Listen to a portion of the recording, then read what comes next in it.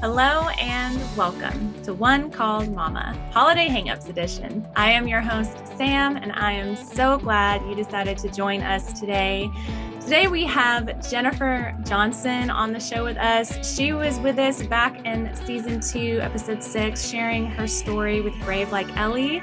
And I thought it would be really great to have her back on to talk about this subject with us because she is nonprofit business lady. She does all the things, and managing that around the holiday season, I felt she could give us some really good perspectives. And so, Jennifer, welcome back. How are you? Hey, I'm glad to be here. I'm good. Share with us, before we jump into the topic today, share with us about Brave Like Ellie. What's happened in the last, it's probably been a year. So share with It us. has. I think actually yesterday may have been a year. Was it really? That's going to be really weird. I'm going to have to go look, but I I didn't think it even could be. think to look like the date, but oh my goodness, how funny would that be? I think, yeah, because I just re-listened to it again. I was brave and I was like, I'm going to listen to it. And Okay. I really enjoyed it, which is a weird thing to say. But yeah, I think yesterday may be the day. I'll look after this. How funny. Okay, cool. Right? Yes. Okay. So, awesome. Well, that is kind of a fun little tidbit, but share with us what's been going on over the last year with Brave Like Ellie with you. Yeah. So I would say the biggest thing is just increasing our goals for the number of boxes we're wanting to give to families. Mhm. So last year we provided around 250 boxes throughout the year. And this year we've set out to provide 425. Ooh, And so yeah, we're I think we're at 231 so far this year. yeah, So yeah, yeah, that's exciting. Much bigger goal, but we're feeling good about our progress so far. yeah. That's really exciting. And let me clarify for everyone listening, this is for like the recording date of when this is recorded. So we do have quite a bit of the year left right now. So, we're in the last quarter. Is this the last? No, we're not in the last quarter. We're in Q3, yeah. Yeah, October okay. will start the last quarter. Yeah, so we're almost there, but that's really great that you've already hit that many. So, oh, Yeah. it's exciting. Yes, I Okay. know. I know. Oh, wow. So, holiday hangups, things that we get we get distracted with, things that get really difficult around the holidays, the stress, the feeling like we can't do it all or it's never enough or XYZ, whatever it is for us. How do you handle running the nonprofit with your team and the holidays, and especially because you do things geared towards the holidays for the nonprofit, to fundraise and those kinds of things and to help the families, but also too, how do you make time for yourself and really like disconnect? So like let's talk about that. Like how do you balance that? Yeah, it's tricky, right? Um, Yes. so yeah, I mean a little bit about what we do. Like I would say specifically this year too, like our busy season is really the fall, if you will. Like this particular year, we're doing a walk in September, then November we have a golf tournament, and then October, like October 1st, really kicks off our holiday boxes. And so by the time that people are really like thinking about volunteering for Christmas and things like that, we have really ideally shipped out all of our boxes that we're gifting across the US for Christmas. And so in some ways, like personally, that can be good because we do take off time at the end of the year. So we take 2 or 3 weeks off intentionally every year. And because we try to get our boxes in the mail really ideally no later than like the beginning of November, so that we can also go into Thanksgiving, not have the Thanksgiving rush, shipping rush, Christmas shipping rush. So in some ways, by the time we get to like true Christmas season, if you will, like the month of December, we're kind of wrapping up. Like we're doing some of our smaller boxes for local families and then hospital boxes for the local hospital. Um, so yeah. Yeah. So do you find, so do you do, let me, before I ask that, do you do any events in December at all? Or do y'all pretty much just save that whole month for just, we're going to take off, we're going to have December to ourselves? Yeah, I mean, I don't know this year what we'll do yet, but typically it's later in December, probably middle of December to end when we take off. Mhm. Um, but I lost the other part of what you asked. Oh, if we do any events. So yeah, we do something called Build Your Own Brave Box where we invite local families to come shop. And so that's something that usually happens early December, towards the middle, potentially, just depending on when the families are available and that sort of thing. So we do have that. And then the holiday boxes, the Christmas boxes for the hospital, that will be much closer to Christmas. But we probably get those to the hospital middle of December typically. Okay, so you have, at least the last 2.5 weeks of December to yourselves. Y'all plan that out. You've got it figured out. So October, November can be kind of crunch time for y'all and Yeah, for planning that. sure. So what has helped? You've Brave Like Ellie's been established how long as a nonprofit? Since 2019, so we should be in our seventh year. Yeah, I was I thinking think so. if I'm doing the math right. Yeah. Okay. Yeah. So, how long did it take y'all to figure out this rhythm? I mean, was it something that kind of came naturally? Did it take like a year or two to kind of fall into this pattern? Talk to us about that. That's a good question. I don't know for sure how long. I do know that there were certainly years where we set out to have boxes out sooner and then that didn't happen. And we did end up in like the Christmas shipping rush. Mhm. So there have definitely been years where we've been in the middle of the thick of that. And so that's been challenging for sure. Yeah. Yeah, I don't remember specifically, but I do know that we have had years where it's been very challenging. And we're like, okay, we're in the middle of the rush. It can get really stressful, wondering if they're going to get the boxes in time. So yeah, and November's just weird. Like it's one of those months that like you have the first week in November, and then to be totally frank, my birthday is November 14th. And so I don't usually like to schedule volunteer events on my birthday weekend, Yeah. which maybe sounds terrible, but that's also something that's important for me, you Yeah. know?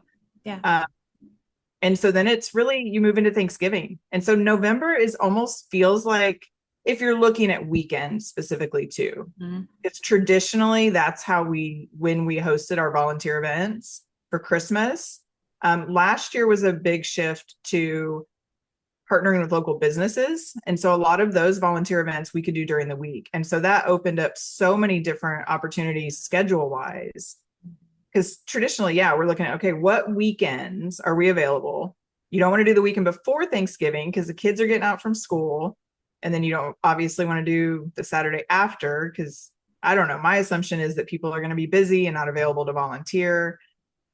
And then you're in December. So I mean, really, like when you think of it that way, it's like the weekend of November 1st kind of feels like the last weekend that we can really do volunteer events.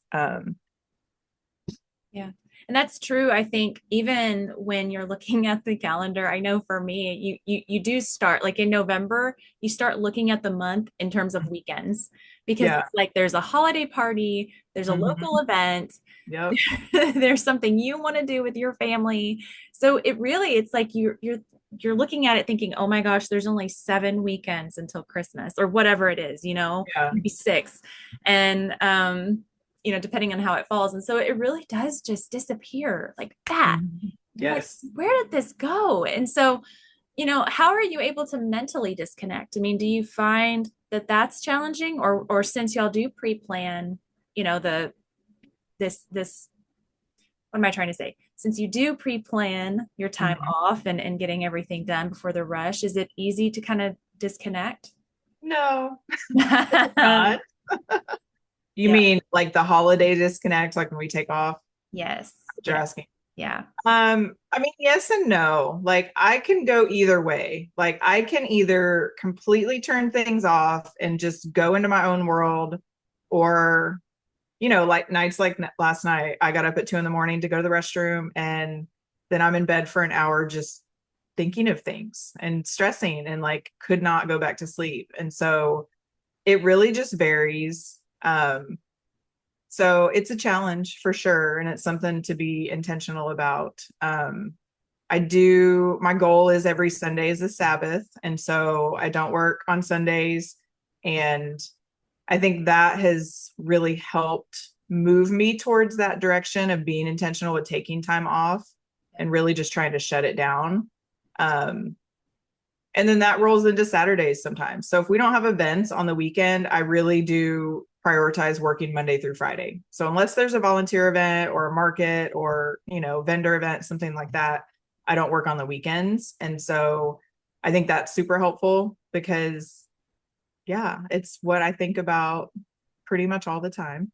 It is very hard to shut it off because it is an extension of yourself. And Yeah. so you really, I was just talking about this with a friend, you like how, because I've watched my parents do it. My parents were business owners, like my whole growing up life, that's always what they did. My Mhm. dad had his career, but they also did other things. And so that was all I was around. And so it's like a natural thing for me to want to do it for myself. I always thought it would be Mhm. great, but that is probably like the biggest, if you had to have a pros and cons list, it's probably the biggest con on the list, just because you can't ever, I find it very difficult to completely shut it off, to be I honest. don't know if you've ever felt this way. It's like the only way I can truly like get away is to say I'm taking a vacation. Yeah. And even then, like we took a trip a few years ago in July and we do Christmas in July every year. And in anything that you do, like when you work, there's always the preparation to take a vacation. Mm-hmm. It's like so much work leading up to it. And so I did everything I could to do the things before, but still, I'm on Canva doing stuff. But I think it's more likely, right? You take a vacation and you can try to shut it off more. But definitely takes a lot of intentionality, communication with anybody you work with, your team, those you serve, your clients. I'm definitely a fan of out of office messages because I Yep. think it's important. And in my mind, like that is a big one. It's like, okay, I have said that I will be gone. And it's like, I need permission. And that really is part of my permission. Yeah. And you're not the first one. I also had someone else tell me over this last weekend that they also too take off on the weekends, like that Saturday and Sunday they Mm-hmm. don't work. And that is to me very wise. I don't think for myself, I don't think I'm in a place where I could do that. Although lately I have found myself doing less and less on the weekends just because I know I am in that spot where I do need that break. And so Yeah. it's just interesting that you're the second person I've heard that says that, because I think that does protect your health. Like it gives you that escape, it gives you that rest that you need. Not really escape, but that rest. Yeah. And I mean, I'll say escape. Like, I think that's important. I think that gets a negative connotation sometimes, right? Like, we're watching TV to escape. But the reality is we are, like, we're, so I'm okay with it. I have peace about escaping because I think it's important and necessary. And I mean, I would say, like, just honestly, like going back to different seasons of my life, like my first career, I was a kitchen and bath designer, and weekends were a big thing because the homeowners would want you to come meet with them on Saturdays because they were working during the week. And I struggled with that, having young kids and feeling like I was away from my kids. And when they're home, they're not at school on a Saturday. And so I think that's the tension. I'm hesitant to say this, but I'll just say it. Dads, don't get mad at me. But I think as a mom, like, I think we maybe possibly struggle with that uniquely as moms, when we're wanting to work, but we're also having that just pull to want to be with our kids and prioritize that balance of how can I be there with my kids, have family time, but also still focus on work. And so I just knew for me as a mom, and I know every mom is different and every dad is different. But I think for me, that was something that was on my heart. Like, I want to have that intentional time with my kids. I think for me too, with the organization, it's in memory and honor of my daughter, Ellie, that passed away. And so I have to be really intentional about not the very thing that's in honor of my daughter that passed away. I don't want to take away from my daughter that's here with me on earth. Yes. And so that's a tough one. But I think because of my experience, because of what we do serving families, it's tension for sure of like, how much do we focus on serving families versus prioritizing what's important to us personally and our own families? Because yeah, so Because you're constantly faced with that reality that yeah. some families, their situation, their reality is they're in the hospital with their child, Mhm. and their child is struggling with this. They're fighting for their life. You lived that. The organization is about Ellie, who lived that. Yeah. And so Hmm. you understand deeply how important it is to be present with your family, to have these moments with them and make them matter, because they're only young once, Yep. and then they're, they're off living their own life. And so for you, keeping that at the forefront of what you do, it's like, I mean, you understand that to a level we Yeah. don't. Yeah. Well, and yes, for sure that. And I'll just never think of obviously life in general the same. Yeah. I have a, sorry, I'm trying to filter. I'm like, what words do I say? A give a crap-ometer is what I say. Like that's changed. Like I don't care as much about the things that I used to care about. But I think one of the things too, like with the stress of the holidays and all the pressures that we put on ourselves as parents, of Thanksgiving has to look a certain way. We have to have the table set a certain way. Like it has to be perfect. And no, it doesn't. Because one, when we're honest, some of the things that we think are really important, our kids don't care about. Yeah. Nope. And so I think it's important to step back and just be like, okay, what really is important? Like, does the table have to be perfect? Do we have to have these certain things on the menu just because we think we do? Is that really what it needs to be? And so I would say too, like this season for me, in like reference to the holidays, my grief is much less raw. Like I remember there was a Thanksgiving early after Ellie passed. I don't remember how soon after, but I did not want to cook. So we went and did like a local 5K. I don't know that I can give myself credit for a 5K. We did a run on Thanksgiving morning locally. And we came back and I didn't have it in me. Like I was too raw in grief. I didn't feel like it. It was not something I wanted to do. And so my husband at the time, he did Thanksgiving and I didn't. Yeah. I mean, we did it together, but he cooked and I didn't. Right. Right. And so I think sometimes we have to just be okay with that. And the pressures that the world and the people around us, our families, our friends, put on us, we just have to set the boundaries that are important to us. Yeah. And even though that wasn't being there for my daughter in the way that I wanted to, it was what it was. And I have to give myself grace. I'm honestly thankful for it. Like I hate that it took me losing my daughter to let go of some of those things. But I also honestly hope to be an inspiration to others to just not get hung up on all the stuff, because the holiday season is crazy, right? Like it's just busy and crazy, and we can just walk around so stressed out. And if we asked them what they really wanted, Yes. it would not be like, if we completely took ourselves out of the equation and said, okay, I'm going to just do, this is a little scary when you have little ones like me, but Right. maybe if they're older and more logical, you can ask them this question and follow through. But I'm going to say this. You like actually went to them and be like, what do you want to do today? Mm-hmm. Like say it's a day there, school's out, it's between, Thanksgiving and Christmas or whatever. I don't know the school schedules, but it's a day. And you're like, what would be a good day for you? What Yeah. would be fun? Mm-hmm. And then listening to what they said, Yeah. we're saying, hey, I have to go, we have to do this today. Mm-hmm. We have to go run errands or do this.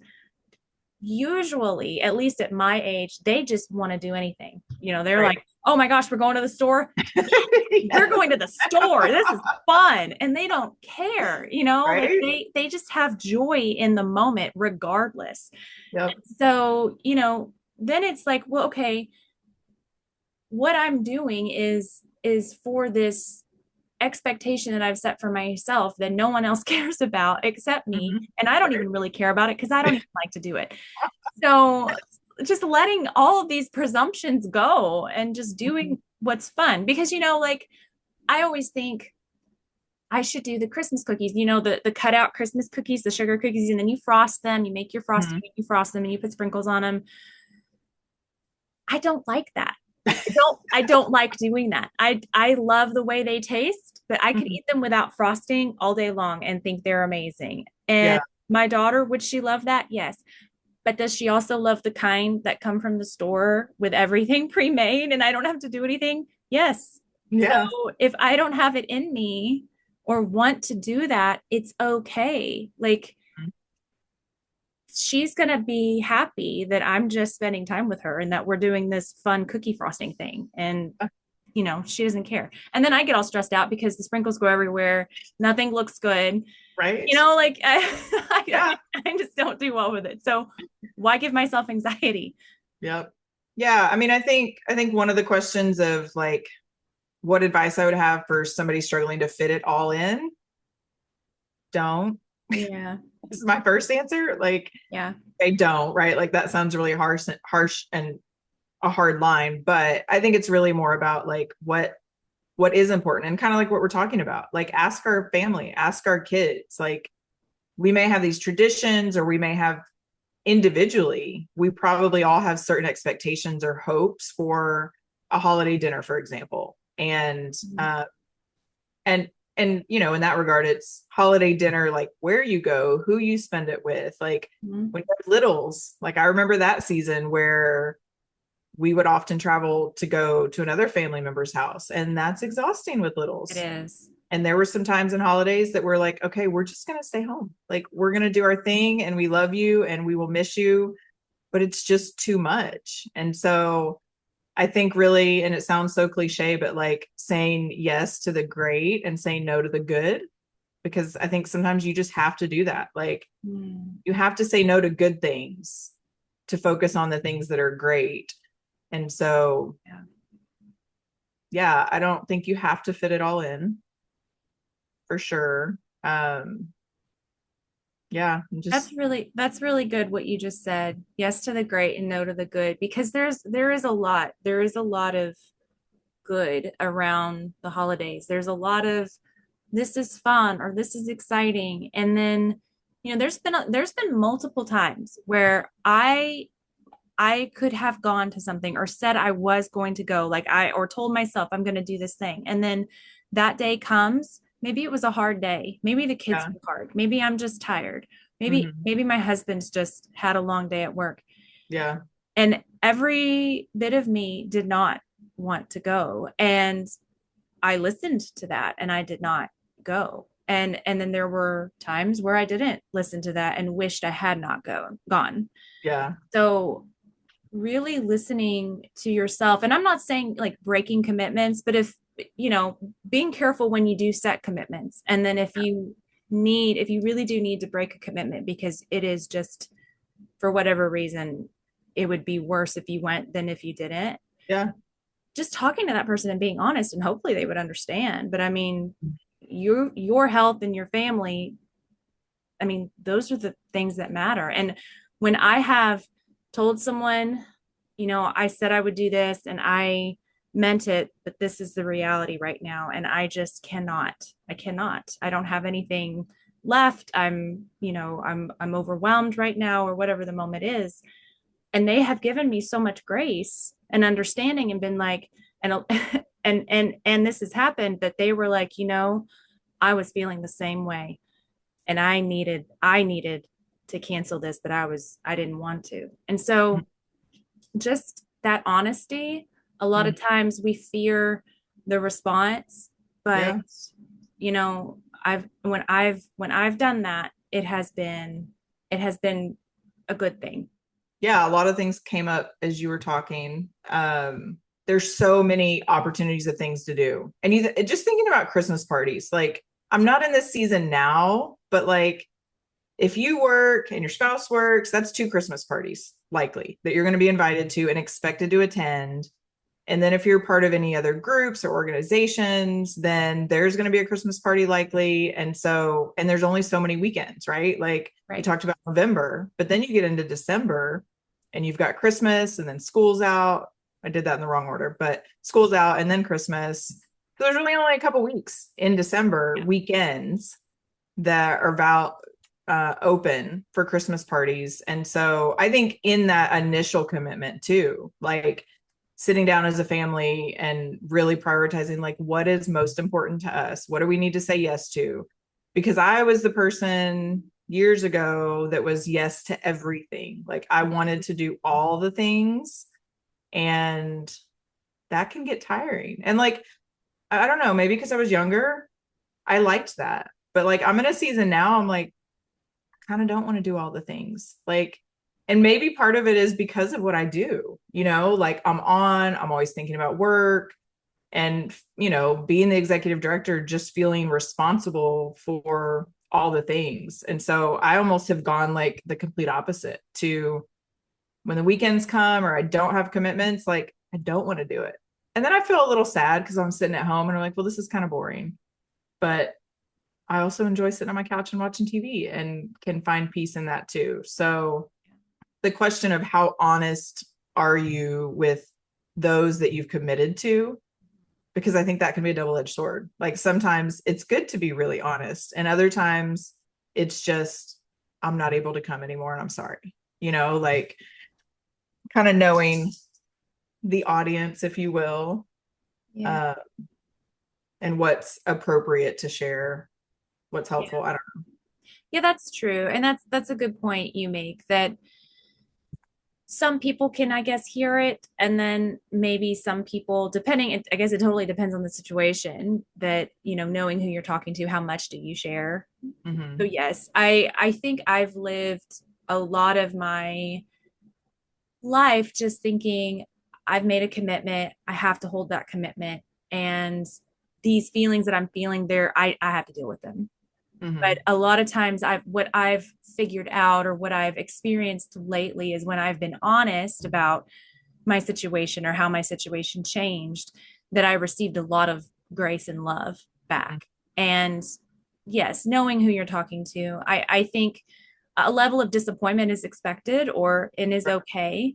But Um, also too, I mean, I think for both parties in a situation like that, it's honoring and respecting what's important to any one person, right. and if that's what they need to have peace in their life and run things smoothly, then that's to be respected too, right? Like just like we're saying, we want to give people grace if they have to bow out, then I think the same can happen on the other side too.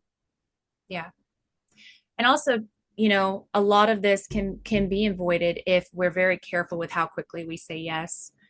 I have also learned the hard way that I am better when I think about my response, because my initial response is usually 90% of the time yes. Same. Like initially my gut reaction is I want to Yep. say yes.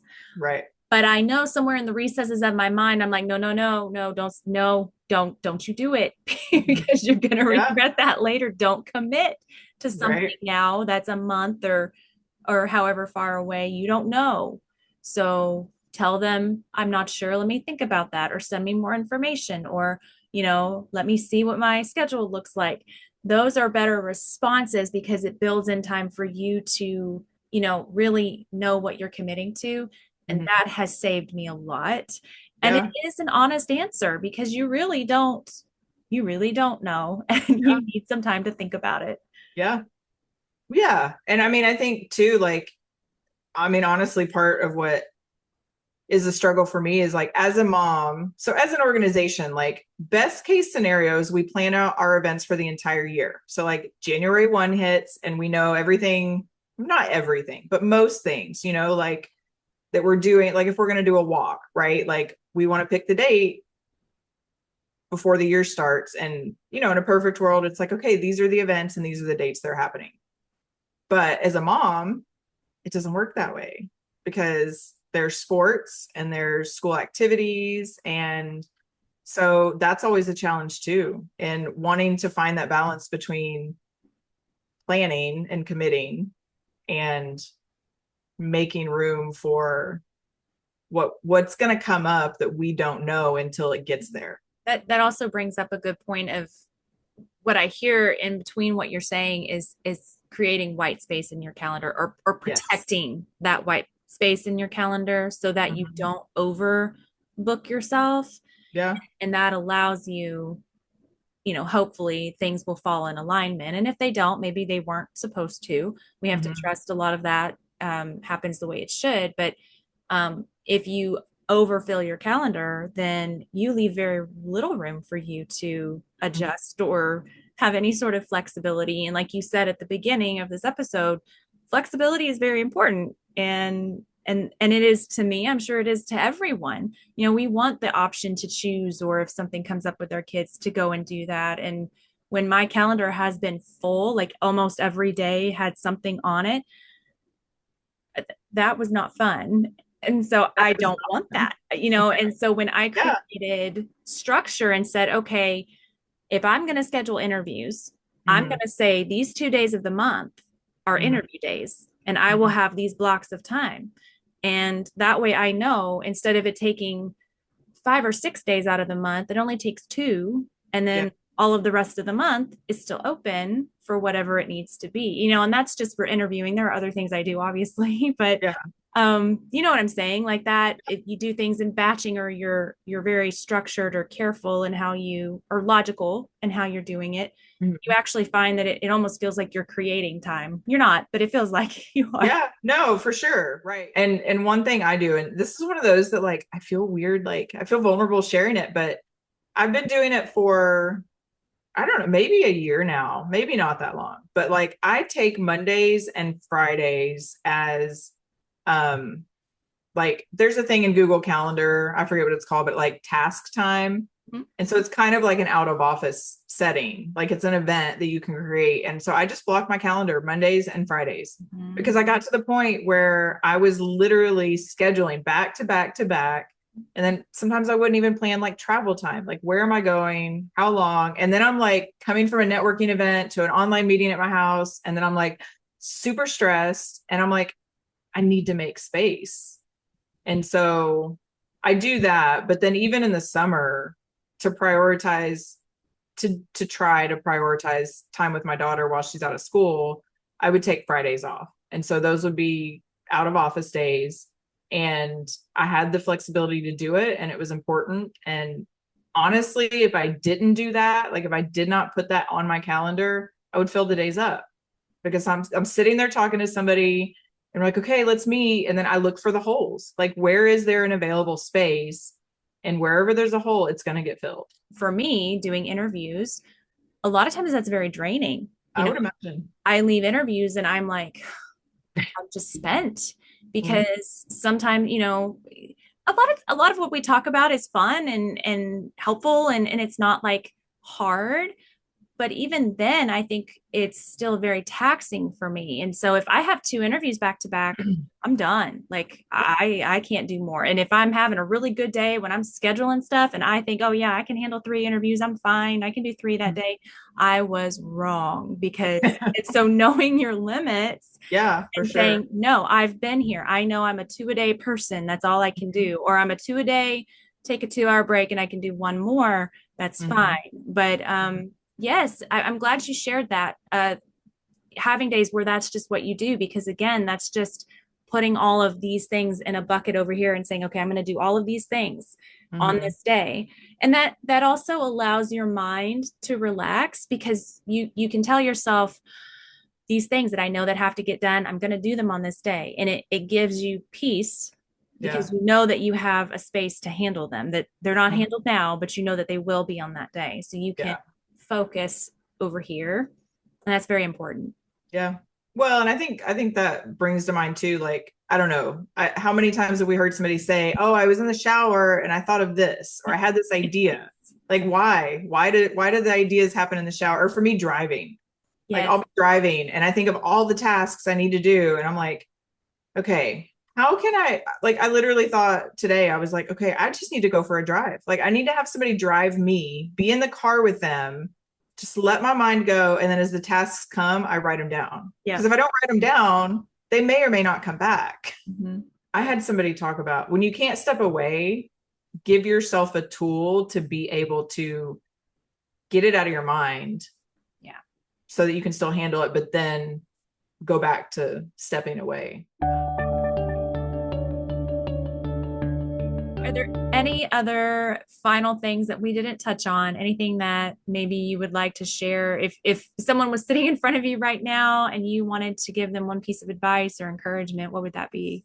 Look at somebody like me, and I know we all have our struggles and challenges in life, but knowing that I don't have my child with me anymore, um, and that I've just kind of pushed away all the expectations of the world, not all, a lot of the expectations of the world when it comes to holidays and things like that. Like, just, I hope that I can be an inspiration to give yourself permission to rethink what's important to you. Just because it was doesn't mean it needs to be. Because things change. Mm-hmm. Your children, my goodness, your children change. Our children change every day, it seems like. And what was important to them before isn't anymore. And what was important to you, maybe that looks different and it's okay. Different is okay. Yeah. I think we do have to let go of any expectations we put on ourselves or that we receive from other people. We need to let those fall away and be honest with ourselves. Maybe even write them down. Like, what do Yeah. I actually want? Because if you are a visualization person, someone that has to see it, maybe write it down and be like, do I really love baking cookies? If the Yeah. answer is no, then don't bake cookies. That doesn't mean you never bake cookies. It just Right. means don't make baking cookies a priority if that's not what you like to do. Yeah. If crowds stress you out, Mm-hmm. That's and a big one, and right? Like, yes, yeah. and like if there's an event that your child, maybe, and I'll say this, maybe there's an event your child wants to go to and it's in Dallas, okay? Yeah. Dallas is a no for me, okay? I don't go to Dallas unless my life depends on it. I don't like going in that direction. It stresses me out. I hate it. But how can I compromise? So how can I find something similar somewhere else, like, but if it's just being honest, be like, what's important about this event to you that you Yeah. have to go? Could we find something different that's maybe just as important? And if Yeah. the answer is no, then really weigh out, can I do this and be happy and feel like I could really connect with my child and do this? And if the answer is still no, then maybe that's just a hard conversation, but Yeah. it's still okay. Yep. It's just balance, it's figuring it out, it's prayerful thought. Earlier when you said maybe is important and giving yourself time to think about it, but also too when you said that you just need to say no, you made me remember that someone once said, let your no be a no. It might actually be in the Bible. Let your no be a no and your yes be a yes. And sometimes when you know that the answer is no, don't say maybe, just be honest in that moment and Right. say no, because Yep. you're giving a false hope, or that maybe that could change. But in your heart, if you really do know the answer is no, just go ahead and say it. It's okay. Yeah. No, I can't do that. I'm sorry. That Thank you for the invitation. That was really nice of you. Thank you for thinking of me. I just know that I can't meet that commitment. Yeah. And then it's And I okay. think everybody's better for that. Yes. I know. I think about our kids and what is it? So the maybe, like, for me as a parent, the maybe to my kids is no. Mm, But for kids, I think the maybes, they assume it'll be a yes. And so yes. I think there's this disconnect a lot of times with parents and kids. I think the maybe for our kids is like, okay, I'm not going to say no now, but I know I'm going to. Mm-hmm. Or maybe you do have to think about it. It depends on the maybe. But I think by and large, for me as a parent, if I say maybe, it really means no, or it's going to be no, It's is a what I, high likely. it's a Yeah. high High likelihood. likely that's going to be no. You're going to have to really sell this for me if it's going to Right. be a yes. Yeah. Thank you for being here, Yeah. Jennifer. I really appreciate you taking time out to be here with us. As always, you are an inspiration. I know that it is your heart, that what you do will be such an encouragement to other people in hard places. And so I know that is like your heart in everything you do. And you succeed at that. And I just want you to know that. Thank Um, you.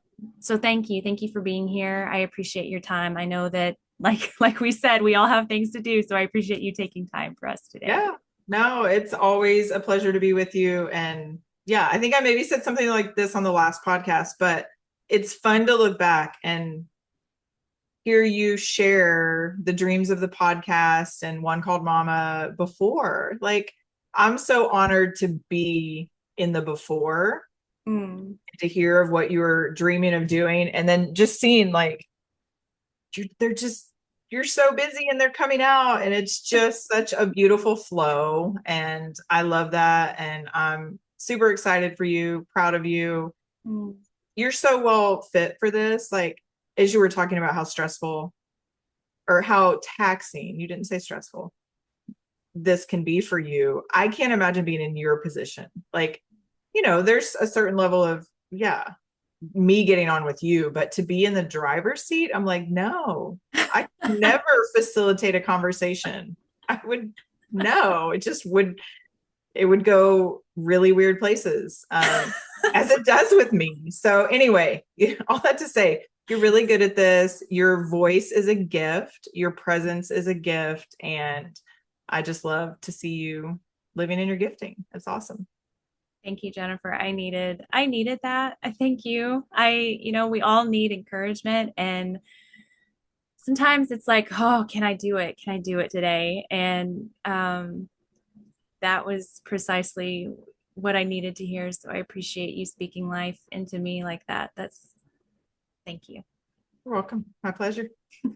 Well, if anyone is listening today that has any prayer requests, any suggestions for future episodes, you would like to get into contact with Brave Like Ellie, you can email me at onecalledmama@gmail.com, and I will also list all of Jennifer's contact information below so you can get in touch with her. It's an amazing organization. I highly encourage you to take part in their volunteer opportunities and maybe even donate if that is on your heart. That is always something that they are needing. So definitely consider that. Thank you all so much for joining us today, and I'll be seeing you again very soon. Bye. Bye.